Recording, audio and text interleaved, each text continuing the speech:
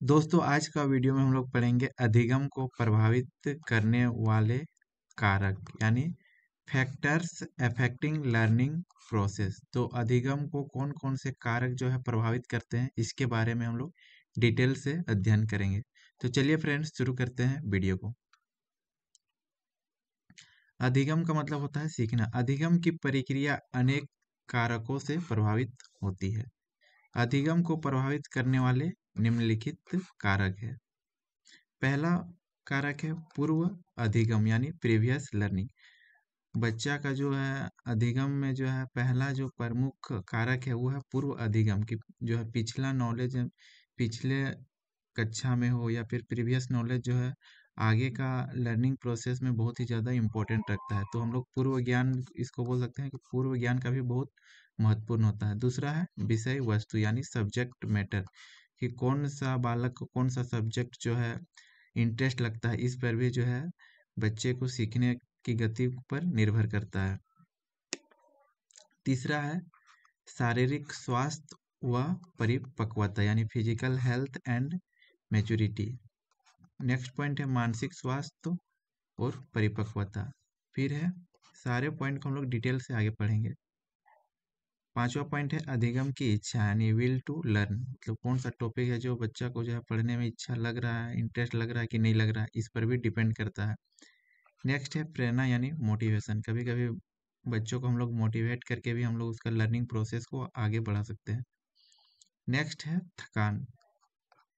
आठवां है वातावरण, एटमॉस्फेयर, आसपास का वातावरण भी डिपेंड करता है। फिर है सीखने की विधि।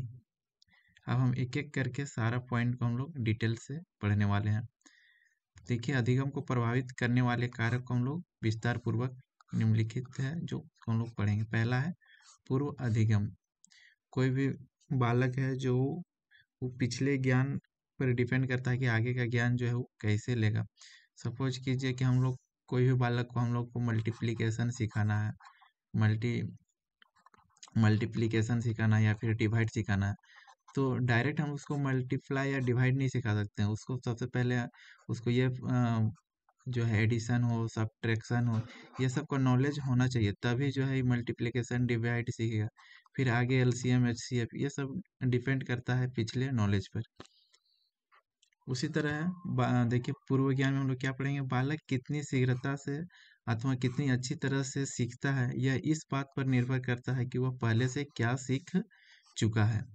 नवीन अधिगम की प्रक्रिया शून्य से प्रारंभ नहीं होती है, वरन वरन मतलब होता है बल्कि बालक द्वारा पूर्व अर्जित ज्ञान से प्रारंभ होता है। इसका कहने का मतलब है कि कोई भी हम लोग नया जो ज्ञान जो हम लोग प्राप्त करते हैं वो क्या बोलते हैं शून्य से प्रारंभ नहीं होता यानी जीरो से प्रारंभ नहीं होता है। हम लोग कोई भी नया चीज़ सीखते हैं तो उससे पहले हमको कोई बालक को हम लोग को चेक करना चाहिए कि वो पिछले चीज़ जो है पिछला नॉलेज उस पर कितना है उस टॉपिक के बारे में। बालक के ज्ञान की आधारशिला जितनी सुदृढ़ सुदृढ़ तथा व्यापक होती है उसके ज्ञान प्राप्त करने की प्रक्रिया उतनी ही अधिक सुचारू ढंग से चलती है। अतः अध्यापकों को ज्ञात ज्ञात से अज्ञात की ओर की शिक्षण सिद्धांत के अनुरूप शिक्षण कार्य करवाना चाहिए। मतलब कि इसलिए हम लोग को अध्यापकों से ज्ञात से मतलब कि जो चीज़ बालक जानता है उस चीज़ को पहले जो है सिखाना चाहिए, उसके बाद जो चीज़ नहीं जानता है, अज्ञात मतलब होता है जो चीज़ नहीं जानता है, तो जो पहले हम बालक को हम उस चीज़ को सिखाना चाहिए जो जो चीज़ जानता है, उसके बाद उसको अज्ञात चीज़ की ओर ले जाना चाहिए। इस शिक्षण विधि का जो हम लोग शिक्षण करते समय ध्यान रखना चाहिए अध्यापकों को। दूसरा है विषय वस्तु यानी सब्जेक्ट मैटर। अधिगम की प्रक्रिया पर सीखी जाने वाली विषय वस्तु का भी प्रभाव पड़ता है। कठिन व असार्थक बातों की अपेक्षा सरल व सार्थक बातों को बालक अधिक शीघ्रता और सुगमता से सीख लेता है। विषय सामग्री की व्यक्तिगत उपादेयता। उपादेयता मतलब कि हम लोग को बच्चों को ऐसी शिक्षा देना चाहिए जो उपयोग में अपने दैनिक जीवन में उपयोग हो सके। उपादेयता भी सीखने में महत्वपूर्ण योगदान करती है। जैसे हम लोग कोई बच्चा को किसी चीज़ के बारे में सिखा रहे हैं तो हम लोग देख उसको आसपास के इन्वायरमेंट से उसको रिलेट करना चाहिए। यदि सीखने वाली विषय सामग्री बालक के लिए व्यक्तिगत उपयोग तथा महत्व रखती है तो बालक उसे सरलता से सीख लेता है। अतः बालक के जीवन से संबंधित तथा महत्वपूर्ण विषय वस्तु या फिर विषय सामग्री को पाठ्यक्रम में प्रमुख स्थान दिया जाना चाहिए। नेक्स्ट पॉइंट है शारीरिक स्वास्थ्य व परिपक्वता यानी फिजिकल हेल्थ एंड मैच्योरिटी। शारीरिक दृष्टि से स्वस्थ व परिपक्व बालक सीखने में रुचि लेते हैं, जिससे वे शीघ्रता से नवीन यानी नई बातों को सीख लेते हैं। इसके विपरीत कमजोर, बीमार व अपरिपक्व बालक सीखने में कठिनाई का अनुभव करते हैं। इसीलिए हम लोग को बोला जाता है कि शारीरिक रूप से हम लोग को स्वस्थ रहना चाहिए, क्योंकि स्वस्थ बालक में जो है सीखने की जो तीव्रता होती है वो तेज होती है। जो बालक कमजोर होता है, बीमार होता है, वो सीखने में रुचि नहीं लेता है, उसको कोई भी चीज़ समझने में थोड़ा प्रॉब्लम होता है। छोटी कक्षाओं में पढ़ने वाले बालकों के लिए शारीरिक स्वास्थ्य व परिपक्वता का विशेष महत्व है, जिससे वे पुस्तक, कलम, कॉपी आदि ठीक ढंग से पकड़ सके। इसलिए बालकों को शारीरिक स्वास्थ्य व परिपक्वता के अनुरूप ही उन्हें नवीन बातों को सिखाना चाहिए। नेक्स्ट है मानसिक स्वास्थ्य। जिस तरह हम लोग को शारीरिक स्वास्थ्य पर ध्यान देना चाहिए, उसी तरह हम लोग को मेंटल हेल्थ पे भी ध्यान देना चाहिए। अपने खान पान में जो है अच्छा खान पान करना चाहिए, ताकि जो है मेंटल हेल्थ सही रह सके। मानसिक रूप से स्वास्थ्य व परिपक्व बालकों में सीखने की क्षमता अधिक होती है। बालक कठिन बातों को शीघ्रता से तथा सरलता से सीख लेता है। मानसिक रोगों से पीड़ित वाले बालक मंद गति से नवीन बातों को सीख पाते हैं। मंद गति मतलब कि धीमा गति से जो है नई बातों को सीखते हैं। बड़ी कक्षाओं में पढ़ने वाले छात्र उनकी बुद्धि तथा मानसिक परिपक्वता का विशेष महत्व होता है। नेक्स्ट पॉइंट है 5th नंबर, अधिगम की इच्छा, यानी कि विषय वस्तु पर कितना इंटरेस्ट है, यह भी डिपेंड करता है बालक के सीखने पर की गति पर। अधिगम सीखने वाले की इच्छा पर भी निर्भर करता है।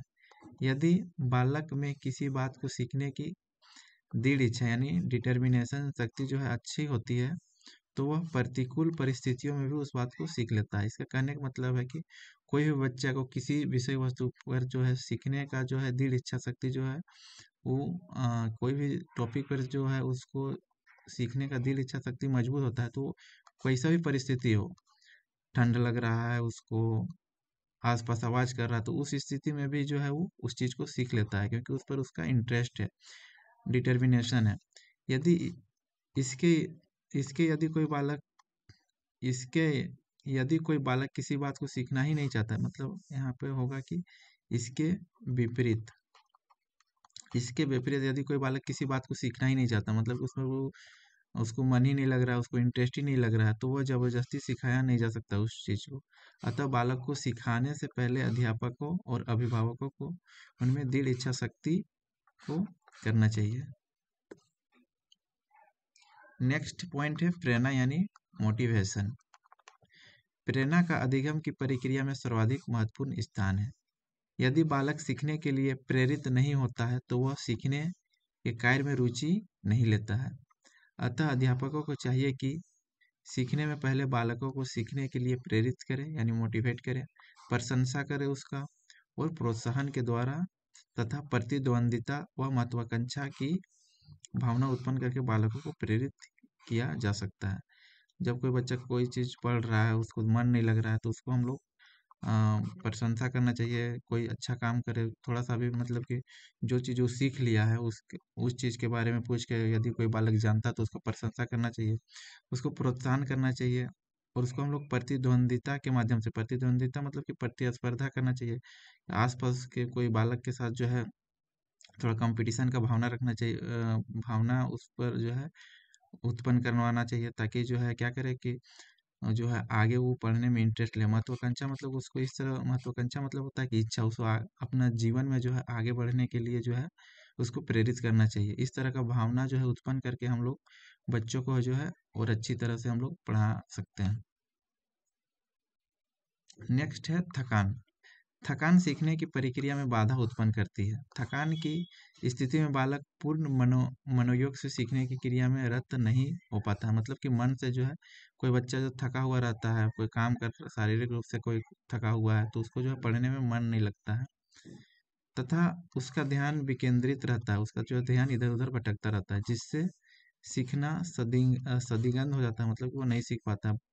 प्रातःकाल बालक स्फूर्ति से युक्त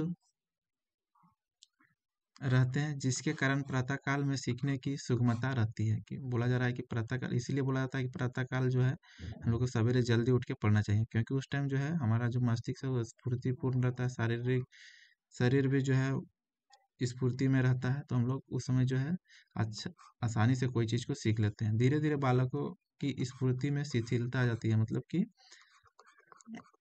शिथिलता मतलब कि धीरे धीरे जो है वो शिथिल हो जाता है, आलसी टाइप से हो जाता है, जिसके कारण बालकों की सीखने की गति मंद हो जाती है, यानी धीमा हो जाती है। अतः बालकों को पढ़ने के समय सारणी बनाते समय विश्राम मतलब कि रेस्ट की भी व्यवस्था का भी ध्यान रखना चाहिए। ऐसा नहीं कि लगातार 3-4 घंटा तक पढ़ना चाहिए, 1 घंटा हो या फिर 1.5 घंटा के बाद जो है ब्रेक लेना चाहिए। नेक्स्ट है वातावरण यानी एटमॉस्फेयर। अधिगम की प्रक्रिया पर वातावरण का भी प्रभाव पड़ता है। शांत, सुविधाजनक, नेत्रप्रिय मतलब कि जो है एक उचित प्रकाश में पढ़ना चाहिए। ऐसा नहीं कि जबरदस्ती जो है आँख में प्रेशर देके पढ़ना चाहिए। उचित प्रकाश हो तथा वायु वाले वातावरण में बालक प्रसन्नता से और एकाग्रचित मतलब कि मन लगाकर जो है सीखता है। इसके विपरीत शोरगुल वाले, जहाँ पे शोरगुल हो रहा है, लड़ाई झगड़ा हो रहा है, अना अनाकर्षक माहौल है वहाँ पे, और तथा असुविधाजनक वातावरण में बालक की सीखने की प्रक्रिया जो है मंद हो जाती है, यानी धीमा हो जाता है। ऐसे वातावरण में बालक जल्दी ही थकान का अनुभव करने लगता है। अतः अभिभावकों, अध्यापकों तथा प्राचार्यों को घर, कक्षा, विद्यालय के अंदर सीखने में सहायक वातावरण तैयार करने का प्रयास करना चाहिए। लास्ट पॉइंट है सीखने की विधि। सीखने का विधि भी बहुत इम्पोर्टेंट रोल करता है बच्चों को लर्निंग प्रोसेस में। सीखने की विधि का भी अधिगम की क्रिया में महत्वपूर्ण स्थान होता है। कुछ विधियां से सीखा ज्ञान अधिक स्थायी होता है। जैसे हम लोग कोई चीज़ भी सीखते हैं, जो है कोई चीज़ करके सीखते हैं, तो वो जो नॉलेज रहता है वो स्थायी रहता है, परमानेंट रहता है। खेल विधि हो कि हम लोग खेल खेल में जो चीज़ सीखते हैं, देखते हैं, देखना वो चीज़ हमारे मन में मस्तिष्क में जो है लंबे समय तक याद रहता है। या फिर करके सीखना विधि जैसे मनोवैज्ञानिक हुआ। आधुनिक विधियां से ज्ञान शीघ्रता से मतलब कि जल्दी और सुगमता से यानी आसानी से प्राप्त किया जाता है।